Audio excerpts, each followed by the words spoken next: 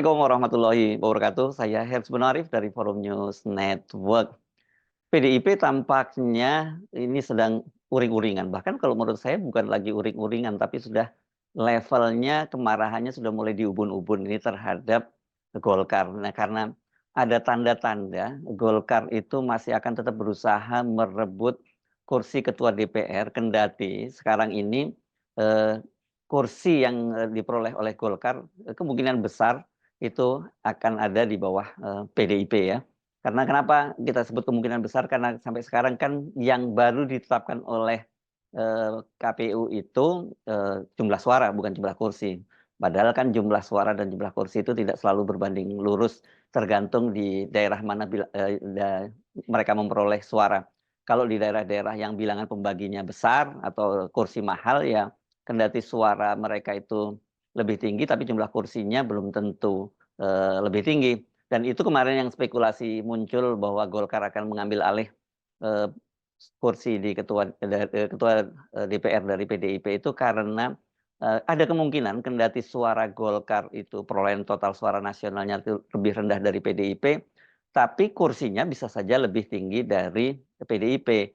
Namun sekarang ini berdasarkan berbagai perhitungan oleh berbagai lembaga, termasuk di internal masing-masing partai, sudah terlihat bahwa PDIP kursinya itu akan lebih besar dari Golkar. Jadi suaranya lebih besar dan jumlah kursinya lebih besar. PDIP kendati diprediksi turun dari kalkulasi, bukan prediksi lagi ya, kalkulasinya turun kursinya daripada dibandingkan dengan pemilu 2019 yang pada waktu itu mereka memperoleh 128 kursi, sekarang dia diperkirakan hanya memperoleh 110 kursi. Tetapi Golkar ternyata juga kursinya tidak melebihi PDIP karena diproyeksikan Golkar itu akan memperoleh 102 kursi.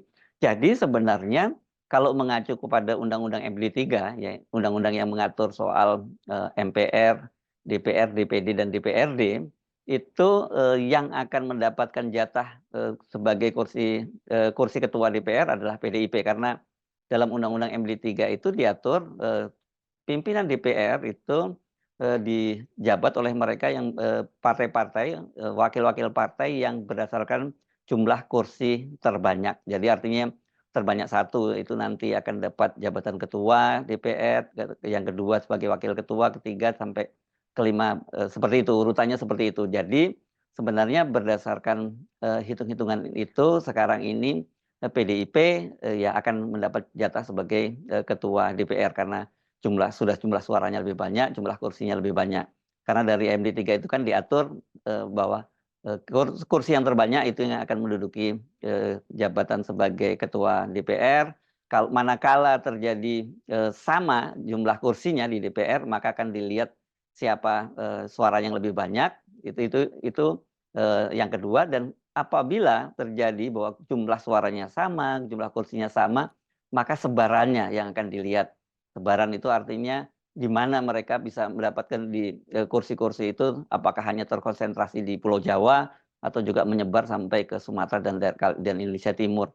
Pada waktu itu kalkulasinya mungkin Golkar bisa menyalip PDIP. Tapi dengan sekarang ini bahwa perolehan suara PDIP lebih banyak dari Golkar, kemudian kursi juga lebih banyak dari Golkar, harusnya yang menjadi ketua DPR RI ya PDIP.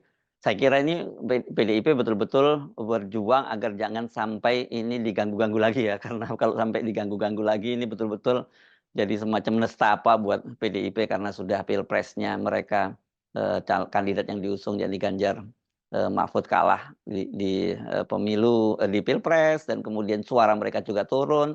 Kalau kemudian kursi DPR pun juga diambil alih oleh Golkar, ya ini betul-betul lengkaplah nestapa dari PDIP. Nah, upaya Golkar untuk merebut kursi itu rupanya sampai sekarang itu belum berhenti. Kendati suara mereka sudah lebih dipastikan suara mereka lebih kecil dari PDIP dan jumlah kursinya juga lebih sedikit dari PDIP. Karena ini yang rupanya diendus oleh PDIP, maka kemudian Sekjen PDIP Hasto Kristianto memberikan peringatan atau semacam ancaman bahwa kesabaran mereka itu ada batasnya ya. Batas kesabaran mereka punya batas kesabaran begitu ya. Dan kalau sampai terjadi kemudian Golkar merebut kursi ketua DPR, menurut Hasto mereka ini tidak akan tinggal diam, termasuk para kader-kader dan juga simpatisan dari PDIP. Jadi ini ancaman lah ya. Jadi bukan hanya sekedar peringatan tapi juga ancaman dari PDIP.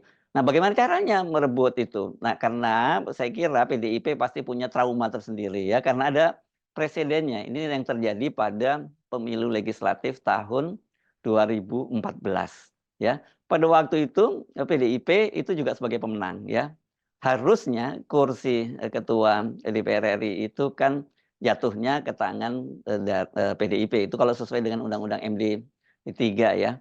Karena seperti saya sebutkan tadi yang terbanyak, yang paling banyak menduduki ketua DPR, terus kemudian yang urutan kedua, ketiga sampai 5 itu masing-masing menempati posisi sebagai wakil ketua DPR. Tetapi kita tentu ingat pada tahun 2014 itu kan pada waktu itu juga ada dua kubu yang bersaing dalam Pilpres, yakni kubu Koalisi Merah Putih yang pada waktu itu mengusung pasangan Prabowo dengan Hatta Rajasa melawan Koalisi Indonesia Hebat ya. Koalisi Indonesia Hebat itu pada waktu itu mengusung Jokowi yang berpasangan dengan Yusuf Kala, politisi Golkar. Nah, kalau kita lihat komposisinya di DPR pada waktu itu memang koalisi Merah Putih itu yang mengusung Prabowo Hatta itu jumlah perolehan kursinya lebih banyak karena di situ ada di dalam koalisi Merah Putih ini ada selain Golkar, ada Gerindra, kemudian ada PKS, ada P3 dan sementara sebaliknya di kubu koalisi Indonesia Hebat itu ada PDIP, Nasdem, kemudian PKB dan Hanura. Jumlah kursinya pada waktu itu lebih banyak koalisi Merah Putih. Sementara Demokrat di mana posisinya? Pada waktu itu Demokrat posisinya abu-abu. Dan kemudian karena jumlah kursinya lebih banyak, maka kemudian mereka ini bisa merevisi Undang-Undang MD3 tadi. Jadi tidak lagi dalam revisi undang-undang itu MD3 itu tidak lagi suara terbanyak yang mendapat kursi, tetapi diusulkan ini melalui paket. Jadi masing-masing paket dan dilakukan voting. Jadi paketnya pada waktu itu ya paket koalisi Merah Putih itu mengajukan paket yang terdiri pada waktu itu untuk ketuanya itu adalah Setia Novanto, kemudian wakilnya itu dari Gerindra ada Fadlizon, dari PKS ada Fahri Hamzah, dari PAN itu Kurniawan, Taufik Kurniawan, dan pada waktu itu Demokrat rupanya bergabung juga akhirnya dan paket yang diajukan adalah Bambang Hermanto pada waktu itu ya yang menjadi wakil ketuanya. Nah, dalam voting karena sudah ketika dengan Demokrat bergabung di situ, bergabung di koalisi Merah Putih ya dipastikan kalah dan dalam voting paripurna kemudian walk out ya koalisi Indonesia Hebat dan jadilah kemudian yang menjadi ketua DPR adalah tadi Setia Novanto dari Golkar, kendati suara Golkar pada waktu itu kalah dengan PDIP. Ini trauma semacam ini yang kemudian kemudian membuat PDIP jelas mulai was-was dan juga pasang kuda-kuda. Dan Hasto juga mengingatkan bahwa akan terjadi karma pala ini kalau sampai itu terulang lagi. Karena saya kira ini mengacu pada peristiwa sampai berganti 3 kali ya ketua DPR itu ya. Karena kan setelah Setia Novanto itu dipilih jadi ketua DPR, dia kemudian sempat karena ada kasus di KPK kemudian digantikan oleh Ade Komarudin dan dia sempat kembali lagi menjadi ketua DPR dan belakangan setelah kasusnya inkrah di KPK dia digantikan oleh Bambang Susatyo sebagai ketua DPR. Jadi saya kira sekarang ini PDIP tidak mau mengulang lagi tragedi serupa berulang pada pemilu kali ini. Karena tanda-tanda bahwa Golkar itu akan tetap ngotot akan mengambil alih kursi ketua DPR RI itu setidaknya terucap dari pernyataan Wakil Ketua Partai Golkar Ahmad Doli Kurnia ya, yang waktu-waktu itu dia menyatakan ya kami taat pada peraturan perundang-undangan yang ini maksudnya mengacu pada Undang-Undang MD 3 ya Undang-Undang MPR, DPR, DPD dan DPRD yang siapa yang partai yang memperoleh kursi terbanyak dia yang akan menjadi ketua DPR. Tetapi kata dia itu tergantung dinamika karena kami mesti bicara lagi dengan Pak Prabowo dan juga Mas Gibran. Itu kata Doli. Jadi kendati dia menyatakan taat pada undang-undang, kelihatannya masih ada dinamika di belakang itu yang berusaha untuk mengambil alih kursi ketua DPR. Kenapa sih kursi ketua DPR itu diperebutkan? Padahal kan sebenarnya kalau secara undang-undang mereka ini hanya semacam speaker kalau di tradisi negara barat, jadi juru bicara gitu.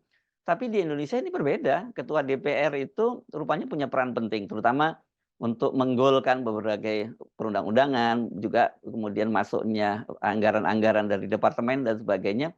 Pimpinan DPR itu punya peran penting. Karena itu kemudian ya diperebutkan saat ini.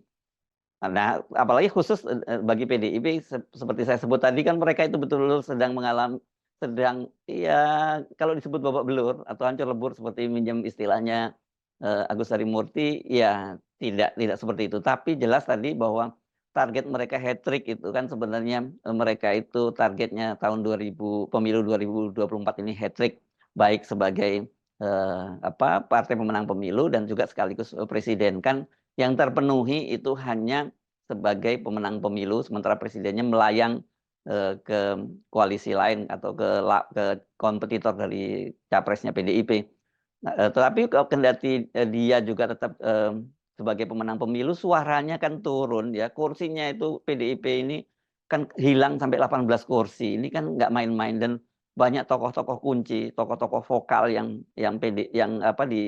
diajukan PDIP kembali untuk menjadi anggota legislatif itu sekarang itu gagal masuk ke Senayan dan ini dicurigai oleh Hasto memang ada upaya untuk menggergaji atau memotong para kader mereka, anggota legislatif mereka yang sangat kritis.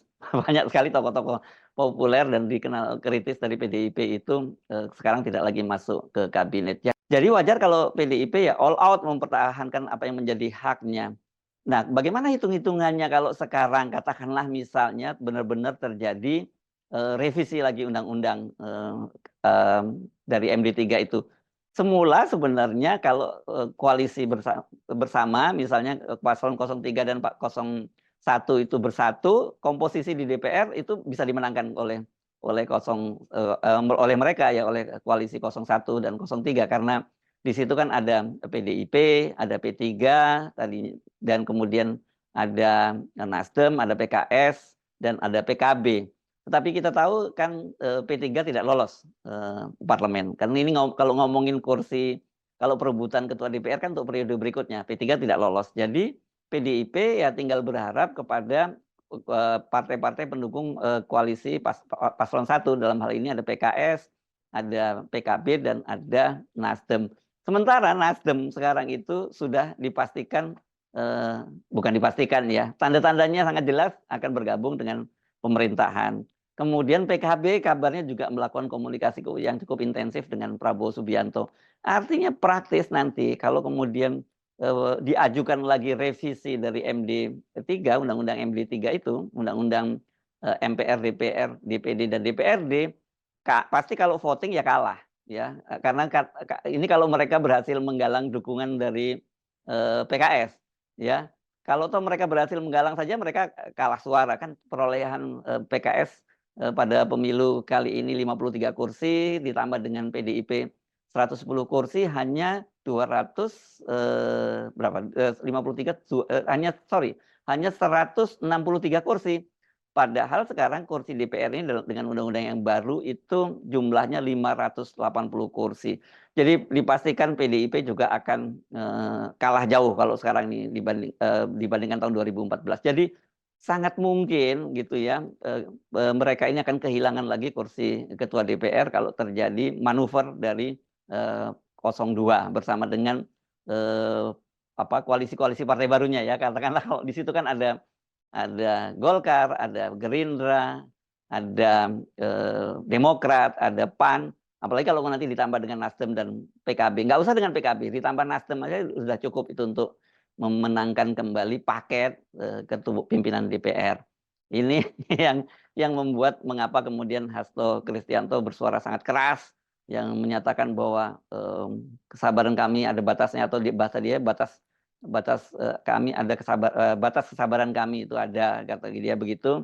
Dan dia menyatakan bahwa kader, kemudian simpatisan juga tidak akan tinggal diam. Ini seru nih, ya, peristiwanya kelihatannya akan terjadi lagi kalau sampai itu terjadi, ya seperti pada pemilu legislatif tahun 2014, karena kita tahu kan kemudian PDIP pada waktu itu atau Koalisi Indonesia Hebat pada waktu itu kemudian sampai mengajukan judicial review ke Mahkamah Konstitusi, tetapi ditolak oleh Mahkamah Konstitusi dan terpaksa walaupun dia menjadi partai pemerintah tapi tidak ada pimpinan di parlemen. Belakangan itu kemudian terjadi semacam islah gitu ya. Negosiasi, karena dampaknya ini tidak hanya pada posisi ketua DPR dan wakil ketua DPR, sampai juga kepada alat kelengkapan di DPR, pada pimpinan-pimpinan komisi dan sebagainya. Dan akhirnya setelah bermusyawarah islah itu kemudian Koalisi Indonesia Hebat itu mendapat jatah atau proporsi pimpinan alat kelengkapan DPR yang cukup banyak pada waktu itu. Nah, kalau sekarang ini saya kira negosiasinya akan semakin berat ya, karena satu, presidennya juga bukan karena presidennya kan sekarang bukan yang diusung oleh PDIP. Kalau kemarin-kemarin itu pada tahun 2014 kan presidennya diusung oleh PDIP, dan kemudian itu Golkar yang tadinya berada di koalisi Merah Putih kan dengan Yusuf Kala terpilih. Yusuf Kala pada waktu itu menjadi wakil presiden, terpilih menjadi ketua Golkar, ya kemudian Golkar bergabung dengan pemerintahan. Kalau kali ini saya kira kalau sampai itu terjadi ya sangat berat buat PDIP.